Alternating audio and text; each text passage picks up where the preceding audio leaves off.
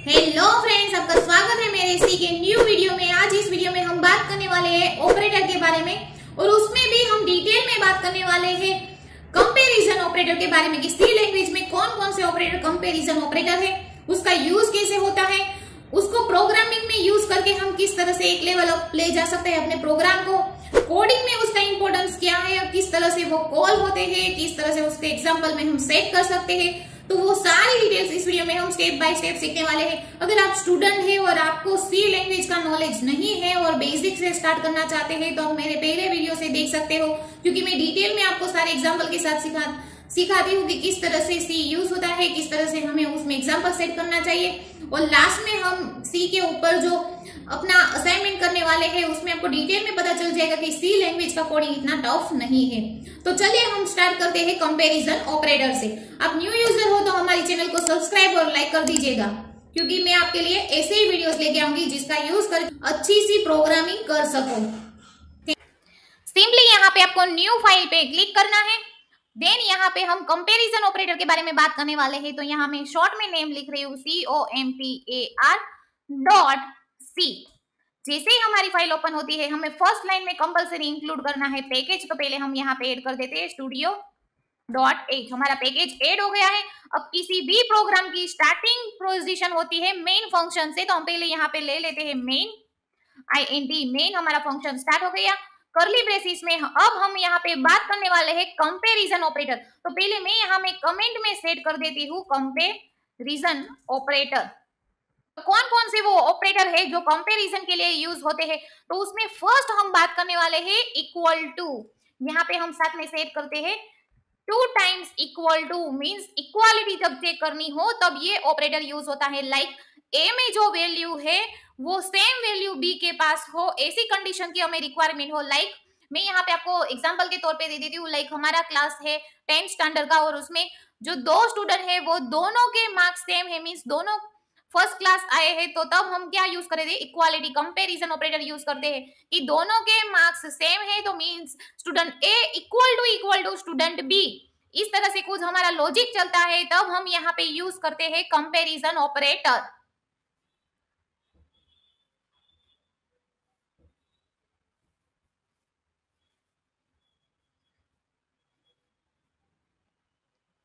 और कंपैरिजन जो ऑपरेटर है उसका आंसर हमेशा 1 और 0 में आएगा। 1 और 0, जो 1 होगा तो डेट मीन्स हमारा आंसर ट्रू है, डेट मीन्स हमारी कंपैरिजन ट्रू है, और 0 मीन्स हमारी कंपैरिजन फॉल्स है। लाइक यहाँ पे हम इंटीजर डेटा टाइप का यूज करके अगेन ए नेम का वेरिएबल डिक्लेयर कर देते हैं, यहाँ पे सेमीकोलन दे देते हैं, अगेन हम यहाँ पे बी नेम का वेरिएबल देते हैं और उसको भी फिक्स वैल्यू देते हैं 10। देन यहाँ पे INT रिजल्ट इक्वल टू, हम यहाँ पे चेक करेंगे राउंड ब्रैकेट में A equal to B, last में सेमीकोलन, तो उससे क्या होगा, इक्वालिटी चेक होगी। अब प्रिंटफ में हम एक बार अपना आउटपुट चेक कर लेते हैं %D, और यहाँ पे INT डेटा टाइप है तो हम यहाँ पे लेंगे %D और यहाँ पे हमने रिजल्ट सेट कर दिया, अपना वेरिएबल कॉल किया। तो सिंपल हमने यहाँ कंपैरिजन ऑपरेटर के बारे में बात की कि लाइक INT डेटा टाइप का यूज करके ए नाम का वेरिएबल डिक्लेयर किया जिसको फिक्स वैल्यू दे दी है 10, बी नाम के वेरिएबल को हमने अगेन फिक्स वैल्यू दी है 10, देन रिजल्ट नाम के वेरिएबल को हमने यहाँ पे चेक किया है ए इक्वल टू बी, मींस दोनों की वैल्यू सेम है या नहीं, वो हमने यहाँ पे चेक किया है। साथ में हमने प्रिंटफ में मैसेज भी दे दिया कि हमारा रिजल्ट नाम का वेरिएबल है उसमें ट्रू आ रहा है या फॉल्स आ रहा है। तो चलिए हम टर्मिनल में अपनी फाइल को एक बार कंपाइल करके देख लेते हैं। तो यहाँ पे लिखना है gcc-o अपनी आउटपुट फाइल का नेम, और यहाँ पे cmp.exe करके मैं फाइल का नेम सेट करी हूँ जो हमारी एग्जीक्यूट फाइल है, और यहाँ पे हमारी सी फाइल का name .c means compare.c। Okay, यहाँ पे हमारी फाइल सक्सेसफुली कंपाइल हो गई है। एग्जीक्यूट फाइल को हम चेक कर लेते हैं com.exe। ओके, यहाँ पे देखिए हमें आंसर मिल रहा है 1, मींस ये हमारा आउटपुट आ रहा है ट्रू में, मींस दोनों की वैल्यू सेम है। अब हम साथ में किसी एक की वैल्यू चेंज करके भी चेक कर लेते कि हमारा आउटपुट प्रॉपर आ रहा है या नहीं। अब हमें आंसर आना चाहिए यहाँ पे, ओके सॉरी, यहाँ पे अगेन हम कंपाइल कर देते हैं, देन एग्जीक्यूट करना है। देखो अब हमारा आउटपुट आ गया 0, पहले बाय मिस्टेक मैंने डायरेक्टली एग्जीक्यूट किया था इसलिए यहाँ पे 1 दिखाई दिया, बाय मिस्टेक सॉरी। एंड हमने अगेन कंपाइल कर दिया, देन हमारी आउटपुट फाइल को एग्जीक्यूट किया तो देखो हमें आउटपुट दिखा रहा है 0। मींस जब भी दोनों की वैल्यू सेम होगी तब हम इक्वालिटी के लिए कंपैरिजन ऑपरेटर में 2 टाइम्स इक्वल टू यूज करेंगे। आपको कुछ भी क्वेश्चन है कंपैरिजन ऑपरेटर की ये 2 टाइम्स इक्वल टू की साइन के बारे में तो आप मुझे कमेंट बॉक्स में कमेंट करके पूछ सकते हो। अब हम जो बात करने वाले हैं उस ऑपरेटर का नाम है नॉट इक्वल टू। उसको कुछ इस तरह से लिखा जा सकता है, नॉट मीन्स उद्गार चिन्ह की साइन और इक्वल टू मीन्स दोनों जब सेम नहीं हो, student A not equal to student B, दोनों जब सेम नहीं हो, कुछ ऐसी कंडीशन आपको कॉल करवानी होगी तब आपको ये लेना है।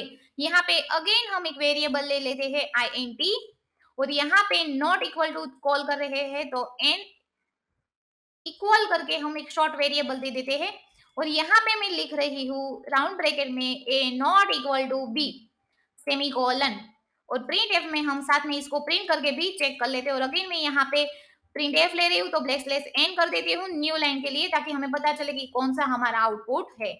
और यहाँ पे हम अपने वेरिएबल को कॉल करवा देते हैं एन इक्वल। ओके, अगेन हम हमारी फाइल को कंपाइल कर लेते हैं पहले, देन एग्जीक्यूट फाइल को रन करके चेक कर लेते हैं कि हमारा आउटपुट प्रॉपर आ रहा है या नहीं। तो देखिए ये हमारा पहला आउटपुट है, मींस ये दोनों सेम नहीं है इसलिए 0 आ रहा है, मींस ये फॉल्स हो रहा है। लेकिन यहाँ पे देखिए हमें आउटपुट मिल रहा है 1 means A not equal to B, दोनों सेम नहीं है। देखिए ये इसकी वैल्यू है 10, इसकी वैल्यू है 5, मींस दोनों सेम नहीं है इसलिए हमारी ये कंडीशन ट्रू हुई। जब भी ट्रू आता है तो यहाँ पे साइन यूज होती है 1। ओके, देन हमारा यहाँ नेक्स्ट जो कंपैरिजन ऑपरेटर है वो है ग्रेटर देन। ग्रेटर देन के लिए भी हम यहाँ पे दो ही वेरिएबल रख रहे हैं ए एंड बी। यहाँ पे हम एक int ग्रेटर वैल्यू करके एक वेरिएबल बना देते हैं और उसमें सेट करते हैं a ग्रेटर देन b। अगर जो ये कंडीशन हमारी ट्रू होती है तो हमें आंसर मिलेगा 1, अदरवाइज आंसर मिलेगा 0। नीचे प्रिंट एफ में हम एक बार मैसेज शो करके भी देख लेते कि हमारा आंसर क्या आ रहा है। ब्लैक स्लैश है न्यू लाइन के लिए, इंटीजर है इसलिए %d, डबल कोट्स के बाद कोमा, इन हमारे वेरिएबल का नेम है ग्रेटर वेल। यहाँ पे हमने बात की है ग्रेटर देन के बारे में कि a की जो वैल्यू है वो b से बड़ी होनी चाहिए। उसका मीनिंग ये होता है कि a ग्रेटर देन b, कि a की वैल्यू ज्यादा होनी चाहिए। तो चलिए हम यहाँ पे चेक करते हैं कि हमें आंसर क्या मिलता है। आपको टर्मिनल में जाना है, न्यू टर्मिनल लेना है और यहाँ पे लिखना है gcc -o डैश आपकी एग्जीक्यूट फाइल का नेम हम यहाँ पे रख रहे हैं com.exe एंड हमारी C फाइल का नेम compare.c। देखिए हमारी फाइल सक्सेसफुली कंपाइल हो गई है। अब एग्जीक्यूट फाइल को रन करके हम देख लेते हैं कि आउटपुट क्या आ रहा है। देखो यहाँ पे हमें मिल रहा है 0। 0 मींस ये जो हमारी वैल्यू है वो रॉन्ग है कि a की वैल्यू b से बड़ी नहीं है, क्योंकि a यहाँ पे 5 है और b यहाँ पे 10 है। तो हमारी कंडीशन यहाँ पे फॉल्स हो रही है। अगर हम वैल्यू यहाँ पे चेंज कर दी या a की वैल्यू को बिग कर देते हैं तो देखते हैं आउटपुट में क्या आता है। हमने a की वैल्यू दे दी है यहाँ पे 15। अगेन एक बार कंपाइल कर लेते हैं, देन एग्जीक्यूट फाइल को रन करके देखते हैं। देखो यहाँ पे अब हमें आंसर मिल रहा है 1 क्योंकि a की वैल्यू b से बड़ी है। अब हम बात करने वाले हैं जो नेक्स्ट हमारा कंपैरिजन ऑपरेटर है उसका नाम है लेस देन। यहाँ पे भी मैं आपको कॉमा सेपरेटेड मेंशन कर देती हूँ। पहले हमने देखा ग्रेटर देन, अब हम देखने वाले हैं less than. Okay, less than के लिए हम यहाँ सेम ही वेरिएबल रखने वाले हैं a एंड b। यहाँ पे हम अलग से एक वेरिएबल ले लेते हैं लेस वेल, शॉर्ट में लेस वैल्यू के लिए। यहाँ पे राउंड ब्रैकेट में a less than b, last में सेमीकोलन। यहाँ पे कंडीशन ट्रू कब होगी कि a की जो वैल्यू है वो b से छोटी होनी चाहिए, तब ये मीन स्मॉल अमाउंट होगी तभी ये वैल्यू, तभी ये कंडीशन ट्रू होगी। तो चलिए हम देखते हैं प्रिंट एफ में कि हमारा आउटपुट क्या आ रहा है। Round bracket black slash and new line के लिए % इंटीजर डेटा टाइप है इसलिए, और हमारे वेरिएबल का नेम लेस वेल। हम अगेन हमारा कंपाइलर को कॉल करते हैं, देन एग्जीक्यूट फाइल को रन करके देख लेते। देखो हमें यहाँ पे आंसर मिल रहा है 0। यहाँ पे हमें आंसर मिल रहा है 0 बिकॉज a की वैल्यू है 15 और b की वैल्यू है 10। यहाँ पे हमारा जो a है वो b से बड़ा है, इसलिए ये कंडीशन कब ट्रू होगी कि a की वैल्यू छोटी होनी चाहिए किन से, b से, मीन स्मॉल होनी चाहिए a की वैल्यू, लेकिन यहाँ पे है बड़ी इसलिए यहाँ पे हमें दिखा रहा है 0। यहाँ पे नेक्स्ट जो हमारा कंपैरिजन ऑपरेटर है उसका नाम है ग्रेटर देन और इक्वल टू। यहाँ पे लाइक हम सेम ही वेरिएबल यूज करेंगे a एंड b।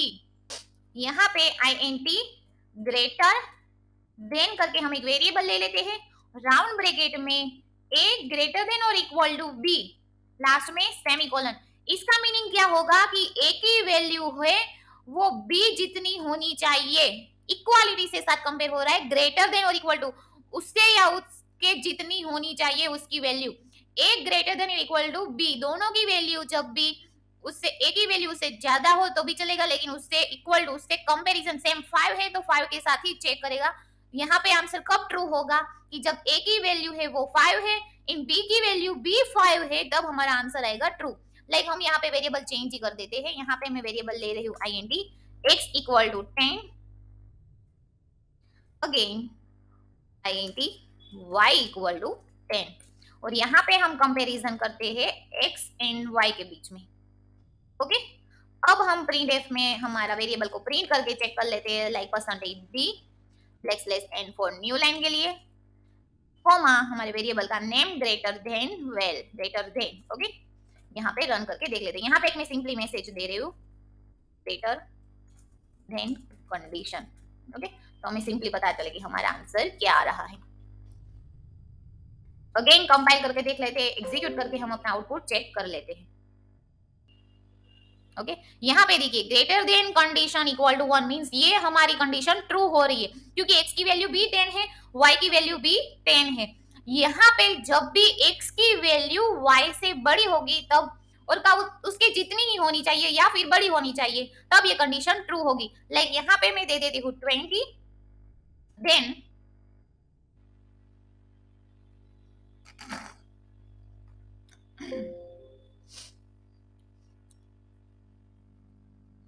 देन हम अगेन हमारी फाइल को कंपेयर करते हैं एंड देन एग्जीक्यूट फाइल को रन करके देख लेते हैं। देखो यहाँ पे अगेन मैसेज हमें शो कर रहा है greater than condition equal to 1, क्योंकि हमारी a की जो वैल्यू है वो बड़ी है और b की वैल्यू यहाँ पे स्मॉल है। नो सॉरी, यहाँ पे x की जो वैल्यू है वो बड़ी है और b की वैल्यू है वो स्मॉल है, लेकिन जो y है उसकी वैल्यू 10 होगी और x की वैल्यू भी 10 होगी। तो यहाँ पे बात हुई है ग्रेटर देन और इक्वल टू का जब आएगा तब जो करंट उसकी जो वैल्यू है उसके साथ भी मैच करेगा।